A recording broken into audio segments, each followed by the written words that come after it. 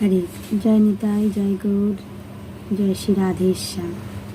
আজকে পাপমোচন একাদশী। সেই একাদশীর ব্রত কথা সবাই শ্রবণ করুন। যুধিষ্ঠির শ্রীকৃষ্ণকে বললেন, হে জনার্দন, চৈত্র মাসের কৃষ্ণপক্ষের একাদশীর নাম এবং মাহাত্ম্য আমাকে কৃপা করে বলুন।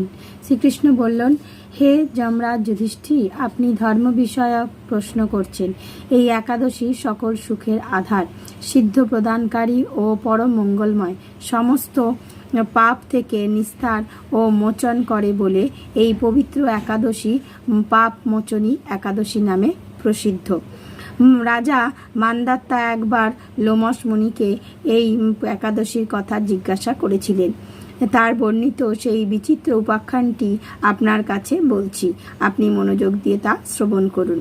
প্রাচীনকালে অতি মনোরম চৈত্র রথ নাম পুষ্প উদ্যানে মুনিগণ বহু বছর ধরে তপস্যা করছেন। এক ঋষিকুমার সেখানে তপস্যা করছিলেন। মঞ্জু ঘোষ নামে এক অপ্সরা তাকে বশীভূত করতে চাইলেন। তাই ঋষিবর অভিশাপের ভয়ে সে আশ্রমে 2 মাইল দূরে অবস্থান করতে লাগলেন। সেই বীণা বাজিয়ে মধুর সুরে সে গান করত। একদিন মঞ্জু ঘোষা মেধাবীকে দেখে কাম বাণে পীড়িতা হয়ে পড়ে। এদিকে ঋষি মেধাবীও অপ্সরার অনুপম সৌন্দর্য দেখে মুগ্ধ হয়ে যান। তখন এই অপ্সরা মুনিকে নানা ভাব ও কটাক্ষ দ্বারা বশীভূত করে। ক্রমে ক্রমে সে কাম পরবশ মুনি ভজন বিসর্জন দিয়ে সে আরাধ্য দেবকে বিস্মিত করে। এইভাবেই অপ্সরার সাথে কামক্রিয়ায় মুনির বহু বছর অতিক্রান্ত হলো।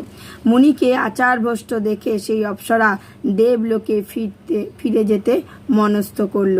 একদিন মঞ্জু ঘোষা মেধাবী মুনিকে বলতে লাগলেন, হে প্রভু, এখন আমাকে নিজ গৃহে ফিরতে হবে। তখন সেই মেধাবী বলল, হে সুন্দরী, তুমি তো এখন সন্ধ্যাকালে আমার কাছে এসেছো, প্রাতকাল পর্যন্ত আমার কাছে থেকে যাও। মুনির কথা শুনে অভিশাপের ভয়ে সেই অপ্সরা আরও কয়েক বছর বাস করলেন। এইভাবে বহু বছর অতিবাহিত হয়ে গেল। দীর্ঘকাল অপ্সরা সহবাসে থাকলেও মেধাবীর কাছে অর্ধরাত্রি বলে মনে হতো। মঞ্জু ঘোষা পুনরায় নিজ স্থানে গমনের প্রার্থনা জানালে মুনি বললেন, এখন প্রাতকাল, যতক্ষণ না পর্যন্ত সন্ধ্যা বন্দনা না সমাপ্ত করি ততক্ষণ পর্যন্ত তুমি এখানে থাকো। মুনির কথা শুনে ঈষৎ হেসে মঞ্জু ঘোষা তাকে বলল, হে মুনিবর, আমার সহবাসে আপনার যে কত বছর অতিবাহিত হয়েছে তা একবার বিচার করে দেখুন। এই কথা শুনে মুনি স্থির হয়ে চিন্তা করে দেখলেন যে তার 56 বছর অতিবাহিত হয়ে গেছে। মুনি তখন মঞ্জু ঘোষের প্রতি ক্রোধ পরবশ হয়ে বললে, রে পাপিষ্ঠ, দুরাচারী, তপস্যা ক্ষয়কারিণী, তোমাকে ধিক, তুমি পিশাচী হও। মেধাবীর অভিশাপে অপ্সরা শরীর বিরূপ প্রাপ্ত হলো। তখন সে অবনত মস্তকে মুনির কাছে সাপ মোচনের উপায় জিজ্ঞাসা করলেন। মেধাবী বললেন, হে সুন্দরী, চৈত্র মাসের কৃষ্ণপক্ষিয়া সাপ পাপ মোচন একাদশী সর্বপাপ ক্ষরণকারী।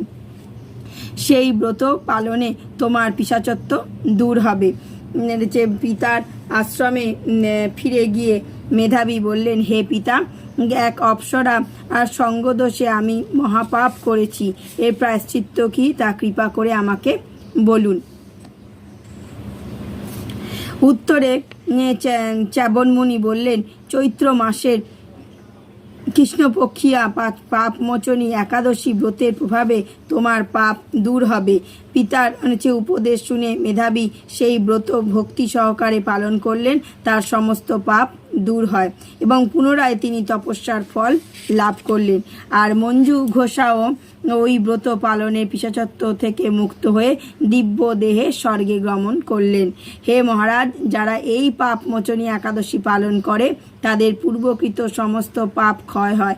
এই ব্রতকথা পাঠ এবং শ্রবণে গোদানের ফল লাভ হয়। তারা সবাইকে শেয়ার করে দেবেন যারা পাঠ না শুনতে পাচ্ছে। তো যত আপনারা গীতা পাঠ ভাগবত পাঠ শ্রবণ করবেন তত আপনাদের শরীরের সমস্ত পাপ ক্ষয় হবে এবং ভগবানের প্রতি আরও আকৃষ্ট বাড়বে। জয় নিতাই, জয় গৌর, জয় শ্রী রাধেশ্বর।